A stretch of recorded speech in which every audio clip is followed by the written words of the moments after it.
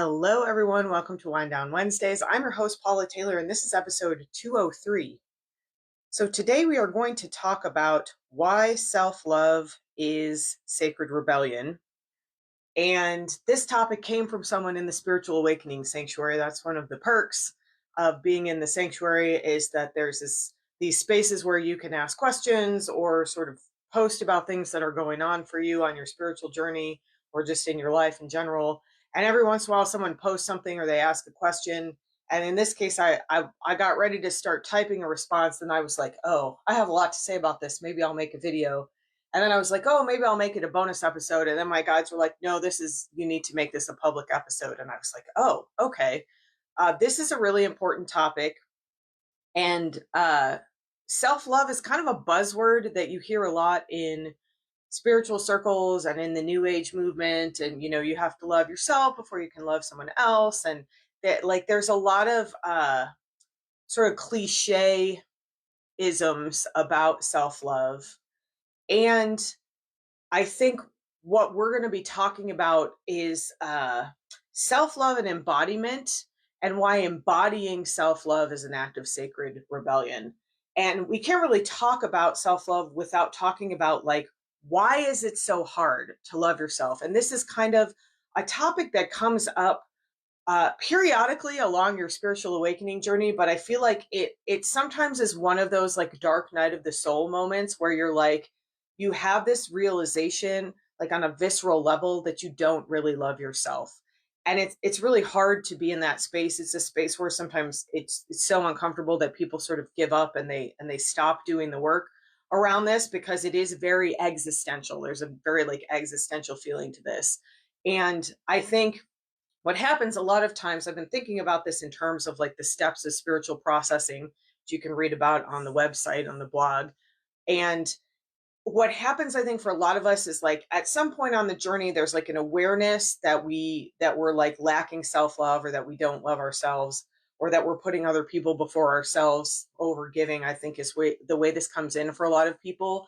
That's the first step of spiritual processing. And then the second step is the mental sort of processing. And it's oh, I kind of understand this in the mental space, and I kind of see maybe what I need to do. And there's some sort of affirmation work or some sort of cognitive work that goes on. And then the problem with any of this, the reason spiritual processing has more steps, is that you can't stop in the mental processing step. If you stop after that step, you've not fully processed, you've not fully done the dismantling work that leads to whatever it is you're looking to accomplish, without the embodiment work. That's the what I call the most important step. I now think it might actually be integration, but without that third step, you can't get to integration, which is the fourth step. So embodiment work, where is this lack of self-love, this block to self-love, the limiting beliefs, the judgments, all of these things, where is this held in my body? What's the somatic piece of this? And that is the piece, again, that it's when you have this visceral understanding that it's I thought I love myself. In the mental, if you'd asked me, I would have been oh yeah, I love myself. But I don't feel it. I don't feel it in my body. I don't feel it in my heart space. I don't demonstrate it in my life in the way that I treat myself, especially, which sometimes, again, looks like prioritizing other people over yourself. And it's a hard kind of realization to have. And it's hugely pivotal, and it's a hugely big opportunity to move into the somatic processing of this, so that you have the opportunity to really start to embody self-love and not just kind of understand it conceptually. So we're going to talk a little bit about that. And then for the Spiritual Awakening Sanctuary, we're going to do an activation around the embodiment part of this. But what I wanted to talk about, and when this came up, I had all of these thoughts and all of these sort of things I wanted to say about why don't we love ourselves? Because if we don't understand that, then that, again, that's sort of the mental processing, but it's beyond that. Because if we don't understand why we don't love ourselves, then we don't know how to do the embodiment work. We don't know where the embodiment starts. Where is this stored in my body? Why is this stored in my body? Where did this come from? And this is the part of this that I am going to demonstrate to you. This is why self-love is an act of sacred rebellion. Because the system is set up for you to not love yourself. This is very intentional. And you receive this messaging throughout your life. And for most of us, there's a generational component to this. Like the generations before us received this messaging. And there's an energetic lineage like component to this. Like in other lives, other human versions of my life, especially, I received some sort of messaging that I am not okay as I am. That's kind of what's underneath this. Like, how do I love myself if there's something wrong with me? If I'm not okay as I am, if I have to be and do, that's one of the big things here is like, it's not about being, it's about doing. So you have to prove your worth, right? You have to earn your worth through production. This is a very like inherently designed piece of capitalism, and we cannot talk really about self-love without talking about the system in which we are raised without it. Because if you are going to be a good worker in the capitalist system, you must believe that your worth is tied to your production, that you must earn your worth in some way. So it's this like, I will love myself when, or I will feel worthy when I have accomplish the goal, when I get the promotion, when I have more money, when I have more friends, when I have more possessions, when I feel successful, whatever that means. And it's this like deliberately sort of future view of how to get love, which is like, it's like the carrot dangling in front of you that you can never reach, right? It's like the greyhounds running around on the track, like chasing the little bunny. They're never going to catch the bunny because the bunny keeps moving.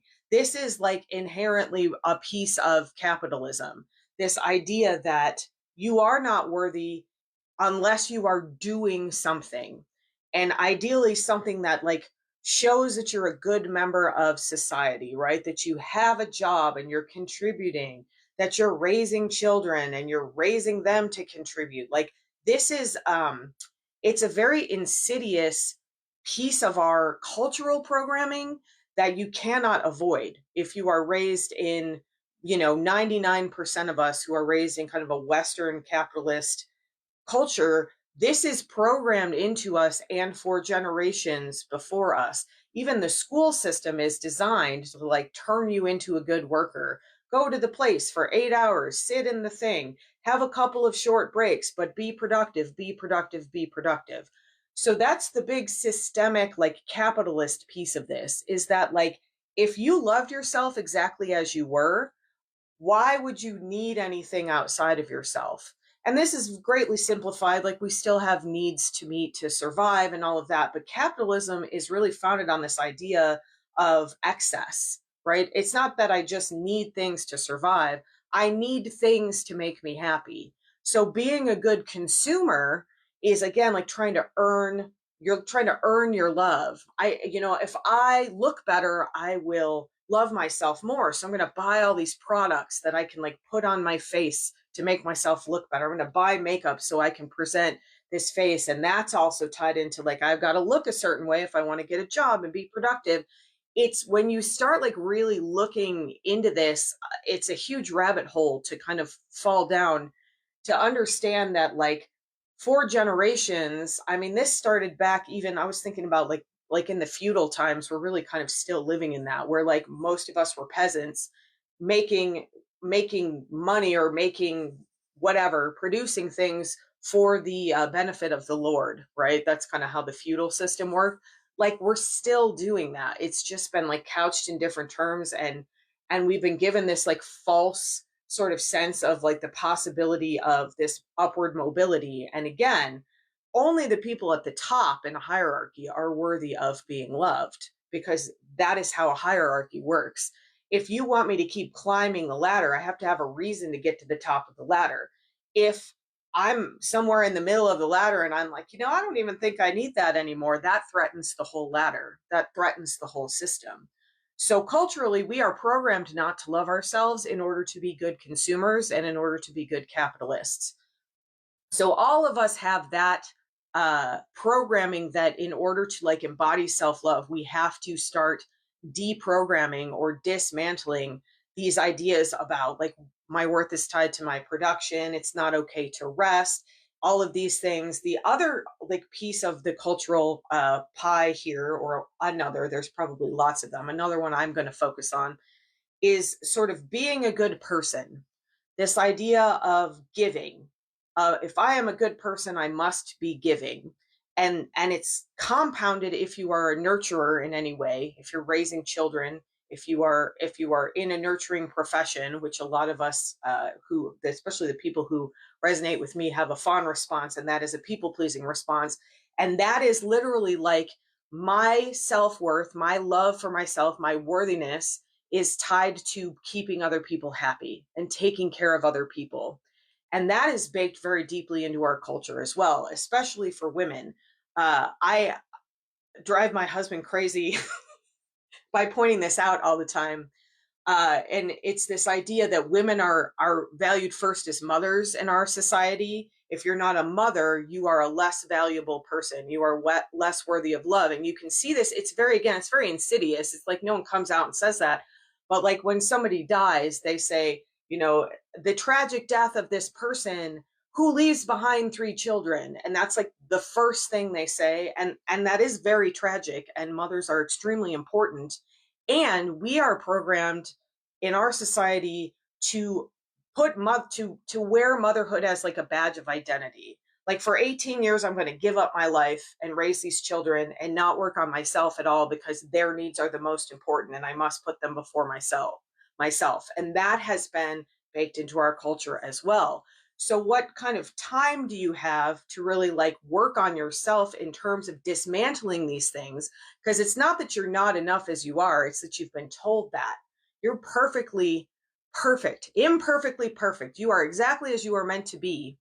And you receive all of these like programs that tell you that you're not. And so, quote unquote, fixing yourself is not about fixing yourself. It's about throwing off all of these programs, dismantling all this like messaging that tells you you're not okay, to then find the light at the center of you, which everyone has. And we're going to talk more about that when we talk a little bit about this like embodiment. Well, we're receiving these messages from many places. First of all, that we're not okay as we are, that we have to earn our love in some way. To earn your love by being a good consumer, by being a good worker, by being a good parent, by being a good neighbor, and all of these things. If and when you start focusing on yourself, you are called selfish. And the only way to embody self-love is to spend time dismantling these things that are these programs that are running in the background. It's like having background programs in a computer. You don't even know they're there. In Buddhism, they call this, or Carl Jung called it, the monkey mind. It's like these tapes that play in the background that are like, why are you resting? If you rest, you're not worthy. It's like all of those types of things. You're not a good enough mother. You said no, or you weren't able to take them to soccer 9 times a week or whatever. Like you set a limit for yourself, you took care of yourself, and that's considered selfish. And even this idea of like this word self-care, people think of it as a fluffy thing. Oh, I'm going to the spa for some self-care. And it's sort of couched in this idea of like it's a luxury and it's indulgent and it's selfish to focus on yourself. So that is also baked into the system, because when you start focusing on yourself, you start recognizing all of these beliefs that you internalize, but that were not your inherent beliefs. All of these like ways that you were programmed and the way that you were raised.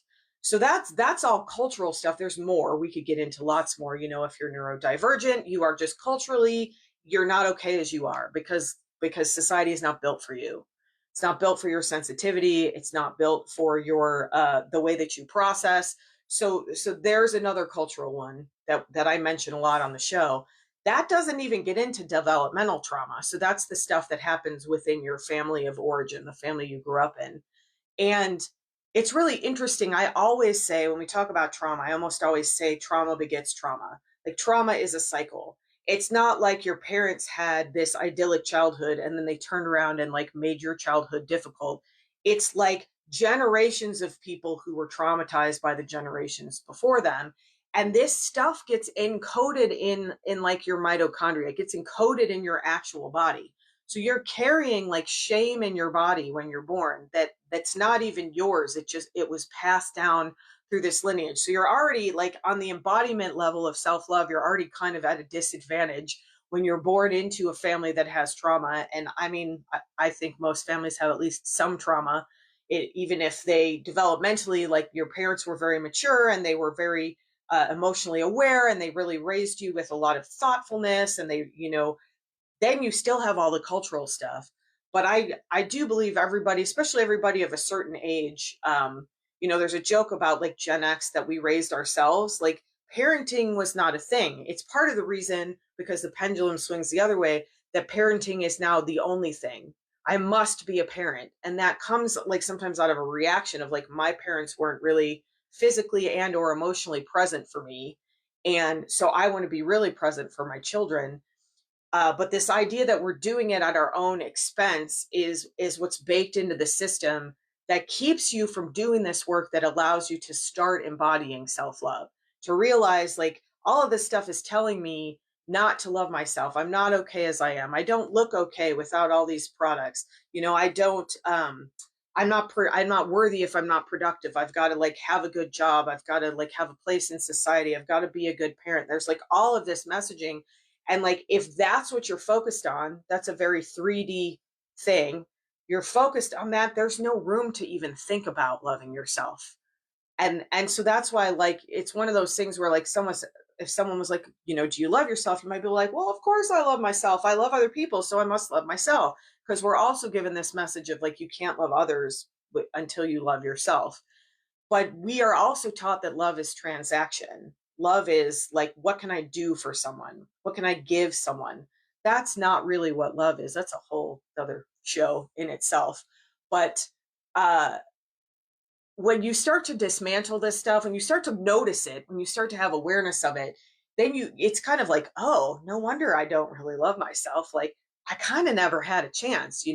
My mother received all this messaging about women are to be seen and not heard, and women are to be a certain size and all of that stuff. And if you're a man, it's like, I received all this messaging, especially in our society, about like, it's not okay to feel, and I've got to be the strong one, and I've got to be the provider, and my role is to go out and make a living for my family. There's all of these like weird, there's gender role stuff that comes into this. There's the, like, again, trauma within the family of like somebody, like my dad was an alcoholic. So there's like all of this stuff that goes around that you have to like unravel, because usually when addiction is involved, that there is an aspect of the shame and the self-love, and like I don't love myself, and I'm not worthy of being treated well, and I don't want to like sit with the discomfort of my feelings, and so I am going to numb them in some way. And you can be addicted to lots of things. You can be addicted to scrolling on the internet, be addicted to watching TV, you can be addicted to shopping and gambling and all of these things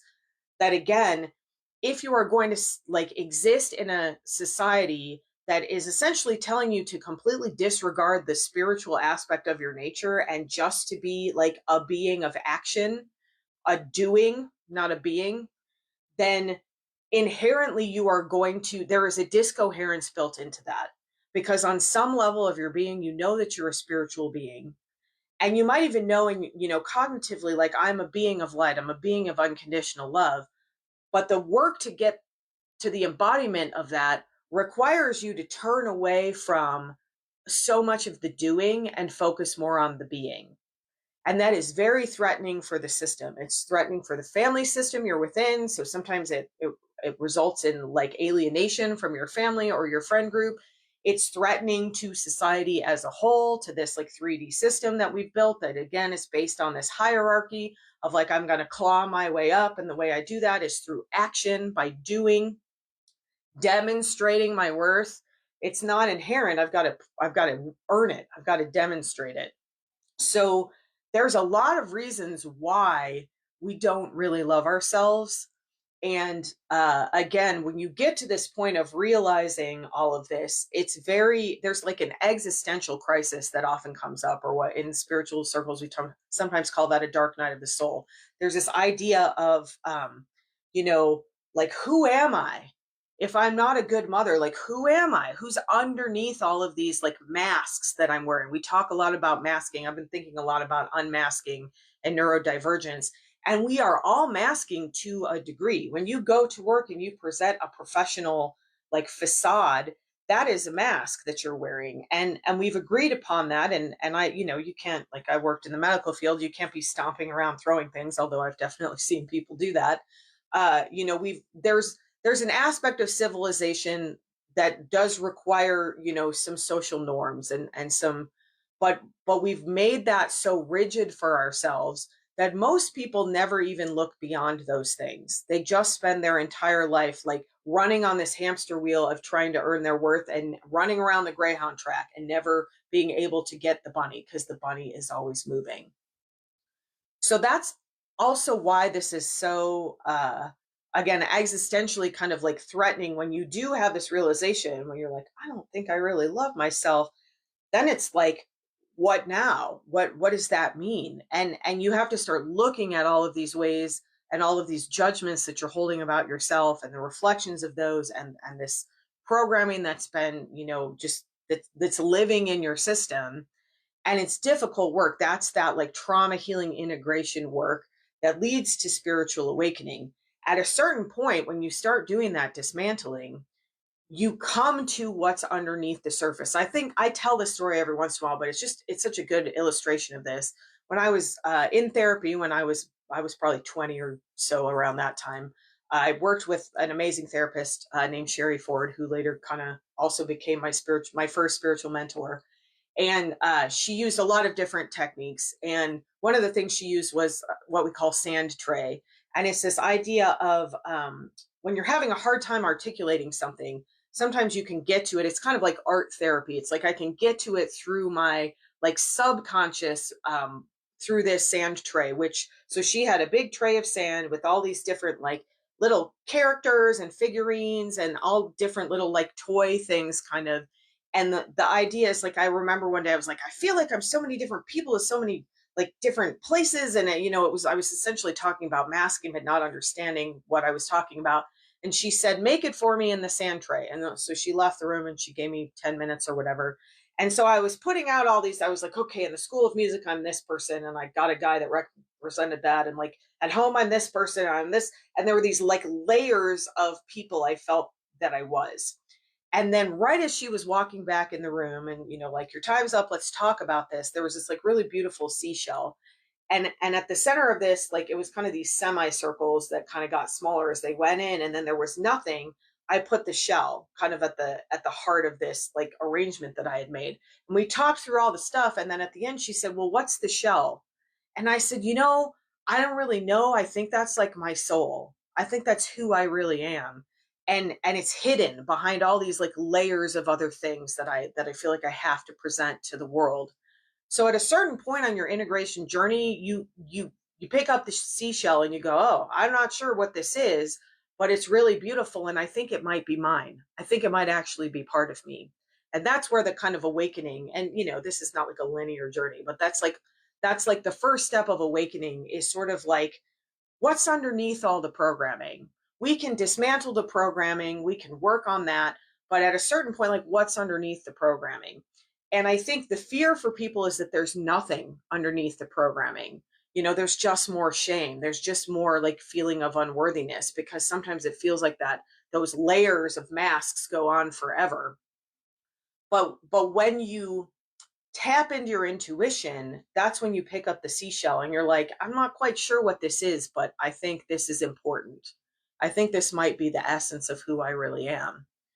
And this is where self-love becomes an act of sacred rebellion because the system is counting on you to feel unworthy. The system is counting on you to feel broken and to feel like you need to fix yourself and to consume things that will make you feel better, that will seemingly fix the problem. But the truth underneath that is the seashell, which is perfect exactly as it's made. There is absolutely nothing wrong with you other than all the programming things that need to be dismantled and that are held in the body. that's not something wrong with you. That's not inherent. That is external things that were internalized. And again, this goes back generations. So then sometimes there's like generational healing to do as well.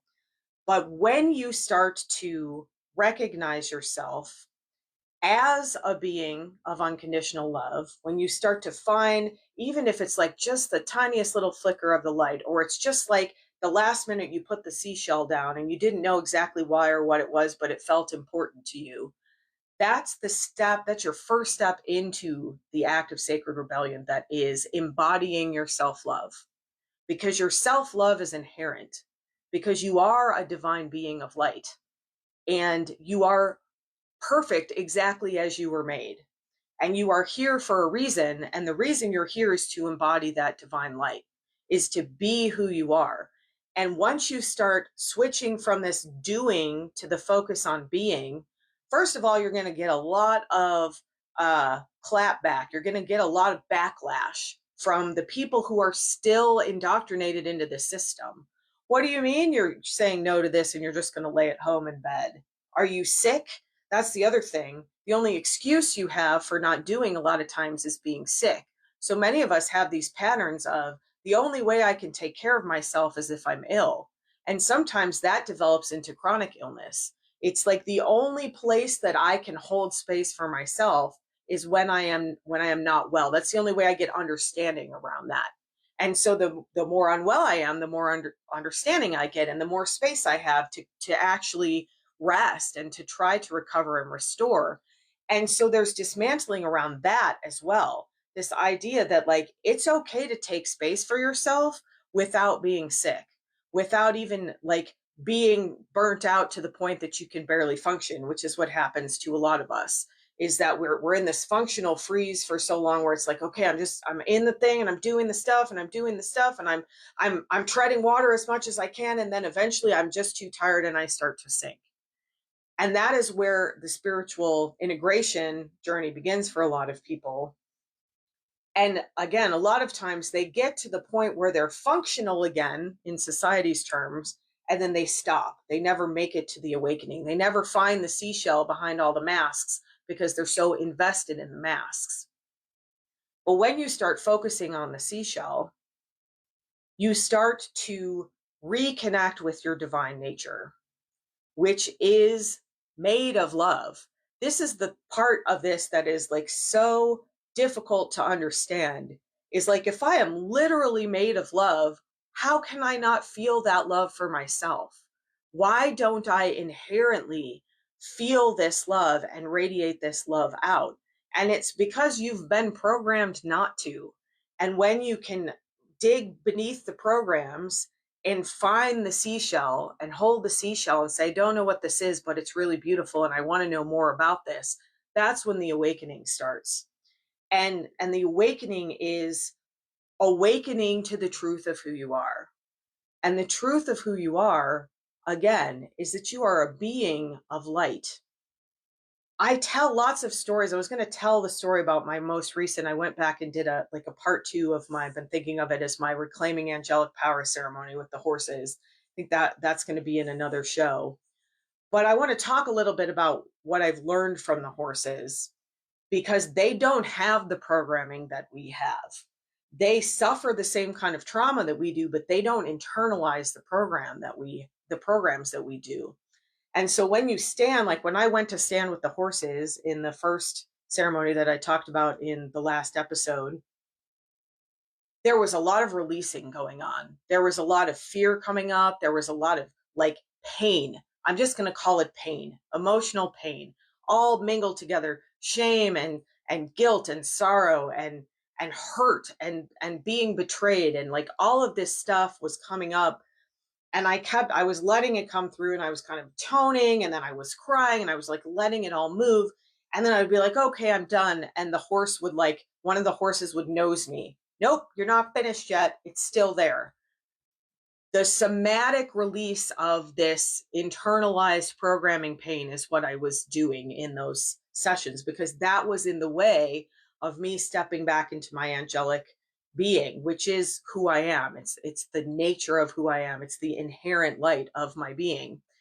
but I can't access that light and I can't shine that light out when I'm holding all of the pain in my body of all the times that I've been hurt. And I'm still, even if I've worked through the mental of like, I understand this programming and I've worked through the dismantling of it, got to do the somatic release.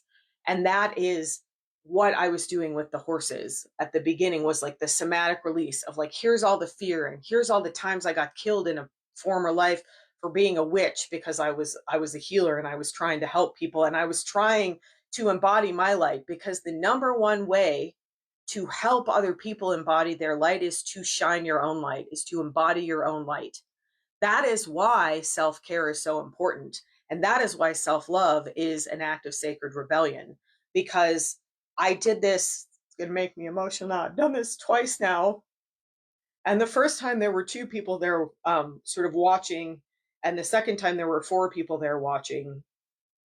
And there was times in both of them, not as much the second time, especially the first time, where I'm like, they must be bored. I'm just standing out here toning and like crying and the horses are nosing me. But like from the outside, it didn't really look like there was much happening.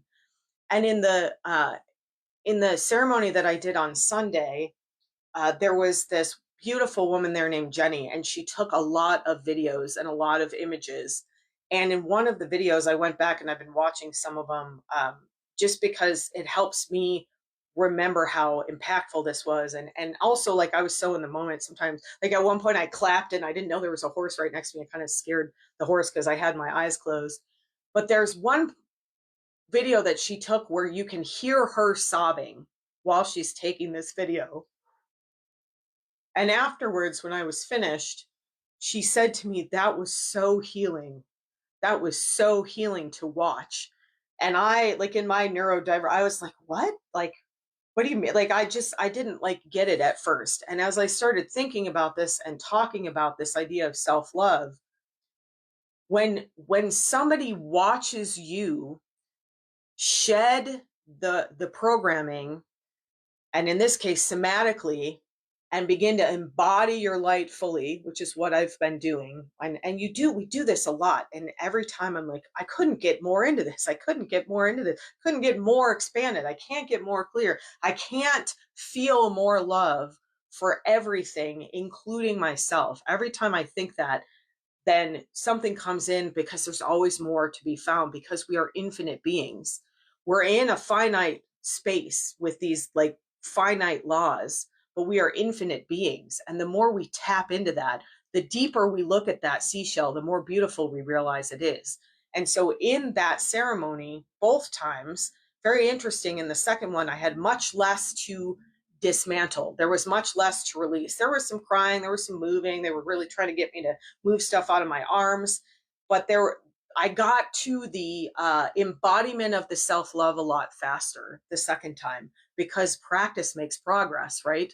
So if I go back and do it again, I should probably say when, like maybe it'll be stepping right into the angelic. And every time I've released more from my body, this is the other thing. Sometimes as we do this work, we get discouraged, because it's like, why is there so much? There's always more. Why is there more? I thought I worked through this and it's back. When you release something somatically from your body and your energetic field, it is gone. You can invite it back, and there's always a deeper excavation to do. And so I think what happens a lot of times is like we think, I already worked through this. Like, yeah, you worked through a layer of this. There's a deeper layer. And the deeper we work through this stuff, the deeper we dismantle, the deeper we release from the somatic fields. The body and the fields are all somatic. It's all part of our physical being in this plane. The more space there is to remember who you are. And when you remember who you are, that ripples out to the people around you. And that was demonstrated for me in such a loving way by Jenny, as she was, so moved by this ceremony that I was in. And she said it was healing for herself to watch it. So as you move deeper into remembering your seashell, remembering your light, and embodying your light, you start to remember that that is really who you are. And you start to have this visceral experience of love for yourself. And this is making me emotional, because I've been working on this for myself for my entire life. I started out trying to earn my worth. Up through the last couple of years, I've been dismantling this. I was a musician, and it was like everything was the performance. And then I had that moment at my senior recital in college where I was like, it was the emptiest I ever felt. I was getting more praise than I'd ever had, and it was the emptiest I'd ever felt because I was only engaging with the masks and I wasn't engaging with the seashell. What am I really here for? Who am I? This is about being. This is not about doing. The doing is the dismantling and the release, but the being is always there. Behind all those masks on my sand tray, the shell was always there. The seashell was always there. I just had to see it. And you don't have to get rid of all the masks to experience the seashell. You've just got to shift your focus. And the more you shift your focus to the seashell, to the spiritual, to the inherent truth of the light that you are. I talk about all of these crazy things, and people say, oh my gosh, you have these amazing stories. I am not any more special than anyone else. I'm just remembering it more. I'm just more connected to some of this stuff. I've just been doing this for a lot of lifetimes, and this is the lifetime I said to my guides, do whatever you need to do to wake me up. As a person, I've regretted that many times. But as a being of spiritual light, I never regret that because I was ready to finally wake up and remember who I am. And we are the same. We are made of the same unconditional love. We may have different quantum origins and different connections to how we express that. And we all have special gifts that make us unique, but no one is more special than anyone else.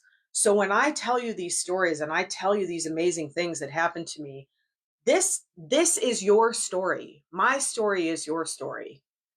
It's your story perhaps a little bit in the future when you've like worked through this, when you can see your seashell and start to hold your seashell.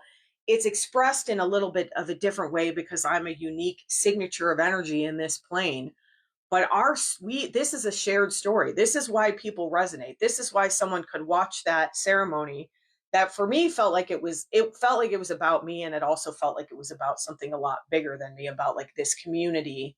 This, they keep saying angelic army, and I've decided to just like, it's their words, not mine, and I've got to embrace that. We are building an angelic army, and angelic just means energy that is close to source, the energy of source, whatever way you want to think about that. Angelic is just the realm of source. It's the realm that holds the physical presence of source. And that physical presence of source has differentiated out into making you that your soul, your higher self. You are source at your very essence. Source is what animates us. Source is what provides our consciousness. Source is the reason that when we die, our consciousness goes on. So why are we here thinking about products when we could be here expressing our source energy to each other? And that is what self-love really is. And that is a sacred rebellion because the system does not know how to handle that. I've been working with a lot of laughter recently in my sessions with people, a lot of joy, a lot of laughter, a lot of play. The muddy frequencies, well, just my guides like dark and light, so I'm just going to use that. If you listen to me, you know that I have feelings about the judgment around that. The earth has beautiful, clear, dark energy. The trickster energy, the lizard energy, the muddy frequencies that have had a hold on earth for so long and are upholding these programs that keep us kind of slaves to fear, essentially, and thinking we're less than we are. They are so threatened by our pleasure. They are so threatened by our play. They are so threatened by our laughter. When I had a big old scary like spirit dude in a session the other day, and he's like, and I'm just like, I just laughed in his face. I was like, I'm not afraid of you. And I just laughed, and I started seeing him as a character in a movie that was like just so over the top and ridiculous. It was making me laugh. It was like, I was not this character, but it was like Dr. Evil in Austin Powers. You know, he's just like so ridiculous that like you can't take him seriously, and like he's trying to be evil, but he's just like not even very good at it. This is like how I saw this this figure, and this was a very powerful figure that had really caused a lot of like issue for the person I was working with. And I just like, I'm not afraid of you anymore. And I don't buy into your crap.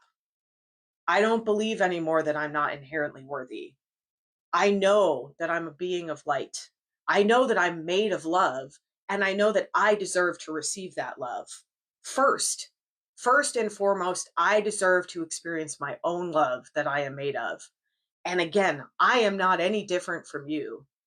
I am excavating in my own way and sharing this. Part of the reason I share the stories that I share is because they are universal stories. They're specific to me, but the experience is universal. Somatically releasing what's holding you back from your self-love is possible for everyone. And I believe that is why we are here. And when we create a new system, we can create a new system that is about love first. And that saying is true. To love someone else, you must love yourself. But love is not transactional. Love is acceptance. Love is understanding. Love is softening the judgments around yourself that never even came from you in the first place.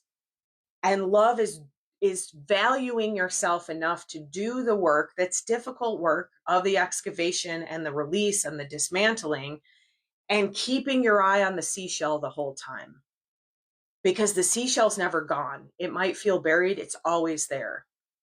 And you don't have to perfectly dismantle all of this. That's a lifetimes procedure of dismantling this and working through this. It's called karma. We're working through all of this stuff that we've been carrying for lifetimes, that we've been passing down.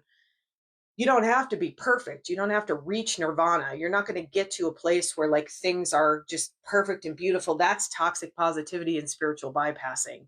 That's not a real thing. This life is polarized for a reason, because it helps us grow faster when we're ready for it. And you can zoom in on the seashell and focus on the seashell and start to see this other stuff just kind of fall away. As we move forward in this year, we are being offered more ease with this work. We're being offered more play and more pleasure. And we deserve that. And that's the first big dismantling. You deserve joy. You deserve bliss. You deserve fun and play and pleasure. You deserve to put yourself first. You deserve to take care of yourself and to be taken care of. You deserve to rest. You deserve to be who you are without the pressure of having to do or show different faces to the world. That is the revolution. That is the sacred rebellion. When I refuse to mask and it makes someone else uncomfortable, that is an opportunity for them to do some excavation of their own. And I don't have to take on their discomfort for myself, because that is not mine. That's not my dismantling to do. It's theirs. So the more you keep your eye on your seashell, and the more you can embody this work within your body of remembering, it's just a remembrance. Remember who you are. You're a being of light. You're a being of love. We are all remembering together in this community, and we support each other and we help each other soften, and we hold space when someone else is struggling, because we take turns in that. The struggle doesn't go away. It just gets easier. It just gets less overwhelming when we're not alone. And when we start to remember that I am the seashell. My seashell is not any more beautiful than your seashell. It's unique and beautiful in its own way, and so is yours. And together we find and venerate our own seashells, and that is an act of sacred rebellion. That is how we topple a system that hasn't worked for many years. That is why I focus on the work that I do. Because when you are in that space of authenticity and vulnerability and clarity and expansion and harmony, it ripples out and it affects the world around you. And it may start with just you, but then there's another, and then there's another, and then pretty soon there's a community, and then pretty soon there's a global movement. This is how we continue This is why this is rebellion. Focusing on yourself is rebellion. Learning to remember your own love is rebellion. It's not learning to love yourself, it's remembering who you are, remembering that you're worthy of love, remembering that inherently you are made of love. That is the structure of your being, all levels of your being. Even when you don't know it's there, the seashell is waiting for you. So if you want more access to other people who are exploring their seashells, we would love to have you join us in the Spiritual Awakening Sanctuary. You might even get a podcast topic just by asking a question or sharing a comment. There's lots of exclusive discounts there. And we are the angelic army. And an army, I didn't like that word at first because in our reality, it implies violence. But rebellion, that's why I'm using the term sacred rebellion. We are in this sacred rebellion of remembering who we are and reclaiming our power, reclaiming our inherent worthiness, reclaiming the light that is the unconditional love that we are made of. And we would love to have you join us. There's always a link in the show notes for that. And just briefly, I will say, for those of you who want to explore some of this embodiment and aren't in the Spiritual Awakening Sanctuary, so you're not going to have access to this activation, at least not right now, I am planning to release some of the activations sort of a la carte on the website, where you can just pay, I don't know, $11 or $22. I haven't let them, the guides, decide that stuff, and they will pick the ones that are that I share. But so there will be some opportunity to participate in that if you're not interested in joining the community. But there's some past shows that you might look up. You can search on Spotify. There's one about softening self-judgments. That meditation would be really helpful. Any of the embodiment shows would be helpful. There's embodiment and grounding, there's embodiment and empowerment, there's embodiment and your authentic voice. There's like 4 or 5 embodiment shows that do have guided meditation activations with them. Any of those would be a place to start. And of course, I'm always here for one-on-one support. And if that's not accessible, you might think about joining the Spiritual Awakening Sanctuary. Together, we honor the softness in ourselves and each other. Together, we honor the light in ourselves and each other. And we celebrate that light together. Have a beautiful rest of your day or evening. We'll see you on the next episode of Wind Down Wednesdays.